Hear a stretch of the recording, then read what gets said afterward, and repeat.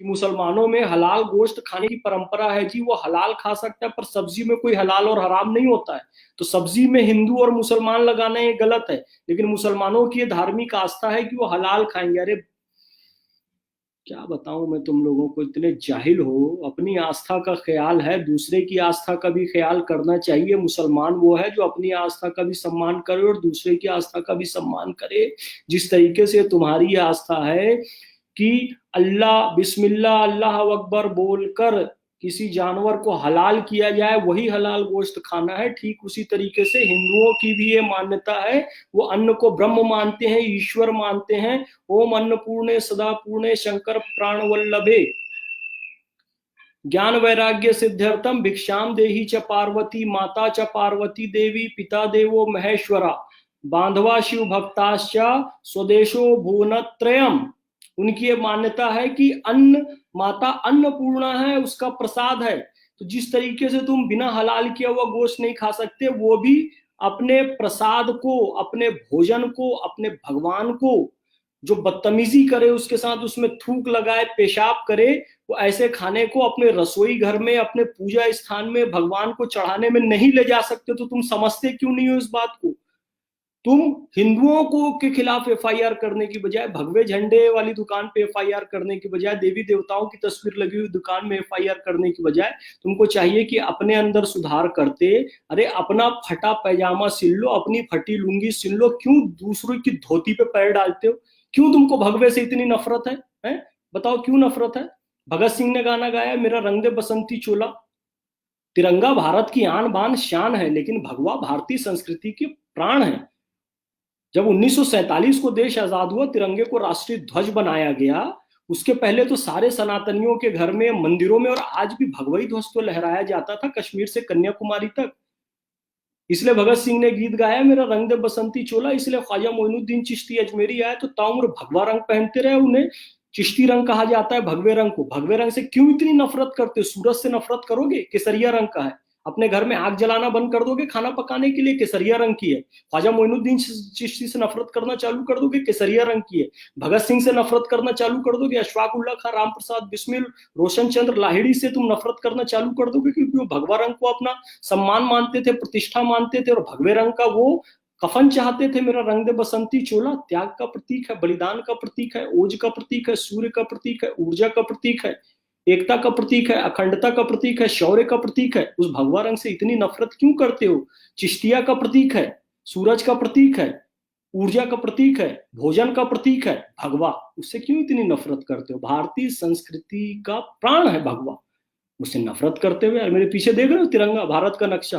भारत का नक्शा अधूरा है, पाकिस्तान, बांग्लादेश, ये सब भारत में है, उसको अभी हमको जोड़ना है। उसमें सबसे ऊपर देख रहे हो ना, भगवा रंग। शिवाजी पहने भगवा रंग, महाराणा प्रताप भगवा रंग, भगत सिंह भगवा रंग। तो तुमको इसका सम्मान करने में क्या दिक्कत है, मुझे बताओ ना। ये तहजीब चैनल वाला नामाकूल जाहिल आदमी, गंदगी फैलाना बंद कर।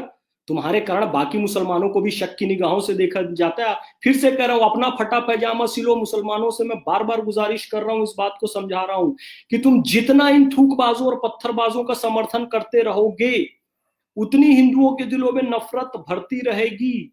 इंदौर में जो घटना हुई, वहां के व्यापारियों को और वहां के राहत इंदौरी साहब को मैं धन्यवाद दूंगा कि उन्होंने समझदारी का परिचय देते हुए माफीनामा लिखा और ये बात बताई कि इन लोगों ने गलती की है। तो ये गलती को स्वीकारना, ये बड़प्पन होता है। ये नहीं कि अफवाह फैलाई जा रही है मुसलमानों को बदनाम करने के लिए। बेवकूफाना किस्म की बात करते हो। ये भगवे से नफरत छोड़ो। कोई हिंदू दुकान लगा रहा है तो उसका सम्मान करो। तुमको खरीदना है खरीदो, नहीं खरीदना है मत खरीदो, लेकिन ये रिपोर्ट कराना, नफरत फैलाना, ये बंद करो। मैं बारंबार तुमसे निवेदन कर रहा हूं। तुम पूरे सोशल बाइकॉट का शिकार हो जाओगे, समझ नहीं रहे हो बात को। कोई बात को तुम्हें समझा रहा हूं तो बड़े बड़े पढ़े लिखे जाहिलपना कर रहे हैं। एमबीए, डॉक्टर, एमबीबीएस देख रहा हूं, पता नहीं क्या पागलपन सवार हो गया इन लोगों को। सबको बड़े इंटेलेक्चुअल जो बनने वाले हैं, सब सब सब थूकबाजों के समर्थन में उतर आए, या तो चुप बैठे हुए हैं या इनके समर्थन में उतर आए कि जी इस्लाम को बदनाम करने के लिए। अरे तुमको क्या बदनाम करेंगे यार? हिंदू बदनाम करेगा? मक्का मदीना से, सऊदी अरब से ज्यादा मस्जिदें यहाँ पर तुमको बना के दिया हिंदुओं ने। वहां नहीं है सऊदी में इतनी मस्जिद जितनी भारत में है। सऊदी से ज्यादा मुसलमान भारत में। हिंदू नफरत करेगा तुमसे, मुसलमानों से। हिंदू तुम्हारे खिलाफ अफवाह फैलाएगा। और तुम सब हो कौन? हिंदू तो ही थे ना। तुम्हारे बाप दादा पूर्वजों का इतिहास जाकर देखो, हिंदू से ही तो मुसलमान बने हो ना। कोई अरब से थोड़ी आए हो, ईरान इराक से थोड़ी आए हो, यमन सीरिया से थोड़ी आए हो, यहीं के हिंदू हो। धर्म परिवर्तन करके मुसलमान बने हो। और हिंदू मुसलमानों से नफरत करता, तुम्हारे बाप दादा इस्लाम क्यों अपनाते? कोई हिंदू नफरत नहीं करता है मुसलमानों से। तुम गलत हो, गलती कर रहे हो तो गलती को अपनी सुधारो। वारफा खानम शेरवानी बेवकूफ औरत। हम एक आइडियल सोसाइटी जहां हमारी एक अलग पहचान हो, हम ऐसी सोसाइटी का निर्माण करना चाहते हैं। अबे कितनी अलग पहचान बनाएगी यार? मतलब एक पूरा नेशन राष्ट्र बना लिए तुम लोग, भारत को तोड़ के पाकिस्तान। और कितनी अलग पहचान चाहिए तुम लोग को? एक राष्ट्र बना लिए बांग्लादेश भारत को तोड़कर। तीसरा कश्मीर को तोड़, पूरे हिंदुओं को मार मार के भगा दिया तुमने वहां से, कत्लेआम कर दिया। अब तीसरा कश्मीर पे नजर है तुम्हारी। और कितनी इंडिविजुअल पहचान चाहिए भाई तुम्हारी बिलीफ की है? इतनी मस्जिदें सऊदी अरब में नहीं है यहाँ, और कितनी पहचान चाहिए भाई? इतने मुसलमान पूरी दुनिया में कहीं नहीं है, इंडोनेशिया को छोड़ो। और कितनी तुम्हारी मजहबी पहचान चाहिए बताओ ना? इस्लाम के जो 72 फिरके सारे के सारे सुरक्षित भारत में, और कितनी मजहबी पहचान चाहिए? आरफा खानम शेरवानी तेरे को आरिफ मोहम्मद खान साहब ने तुझे समझाया था, समझ में नहीं आया? उल जलूल वीडियो डालती है, मुसलमानों को भड़काती रहती है। हमारी जब तक एक पहचान हमारी नहीं बन जाती, जब तक हमारी आस्था को सम्मान। अरे बेवकूफ औरत, हिंदुस्तान में जितना तेरी आस्था का सम्मान है, मुसलमानों का सम्मान है, मारता है इजराइल व गल्फ में जाओ। तुम्हारी औकात नहीं है कि इजराइल के सामने बात कर सको। वहां से रोती हुई बच्चियों की फोटो पोस्ट करते हो यहाँ हिंदुस्तान में। भारत के प्रधानमंत्री जी बचा लीजिए इजराइल से, वहां मुस्लिम देशों में मार रहा है। वह तुम्हारी औकात नहीं है इजराइल से लड़ने की। भारत में सुरक्षित हो तुम लोग और कहते हो कि भारत में तुमको मजहबी पहचान नहीं मिल रही है। आरफा खानम शेरवानी, तुम्हारी दम नहीं है कि अपने दम पे जी लो। दम होती तो चाइना में नमाज पढ़ के दिखाते। चाइना ने नमाज पे बैन लगा दिया है, चाइना ने कुरान शरीफ पे बैन लगा दिया है, चाइना ने दाढ़ी रखने में। यहाँ हिंदुओं की छाती पे चढ़ के बोलते हो हम अपने दम पे हो। अपने दम पे नहीं हो। हिंदू बहुसंख्यक उदार है, इसलिए तुम यहाँ पर इतने मजे से रह रहे हो और यहीं का खा के यहीं की थाली में छेद कर रही है। आरफा, शर्म आनी चाहिए तुम लोगों को, शर्म आनी चाहिए। शर्म से डूब मरो तुम लोग। अल्लाह ने इतना अच्छा मुल्क दे दिया, ना सोमालिया में पैदा किया, ना युगांडा में पैदा किया, ना भिखारी पाकिस्तान और बांग्लादेश में पैदा। पैदा वहां होते हैं, बॉर्डर पार पर करके यहाँ आते हैं। यहाँ का राशन कार्ड चाहिए, यहाँ का परिचय पत्र चाहिए। तेरे को तो अल्लाह ने यहीं पैदा किया आरफा खानम शेरवानी, फिर भी उसको शुक्र अदा नहीं करती है।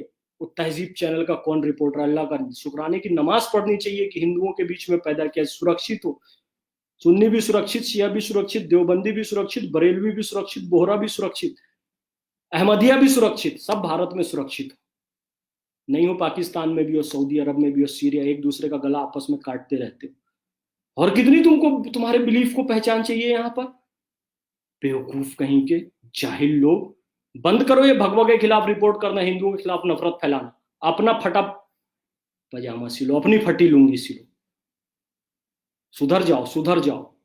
शुक्राने की नमाज पढ़ो 2 रकात की। अल्लाह ने तुमको सरजमीन हिंद में पैदा किया। अस्सलाम वालेकुम रहमतुल्लाह।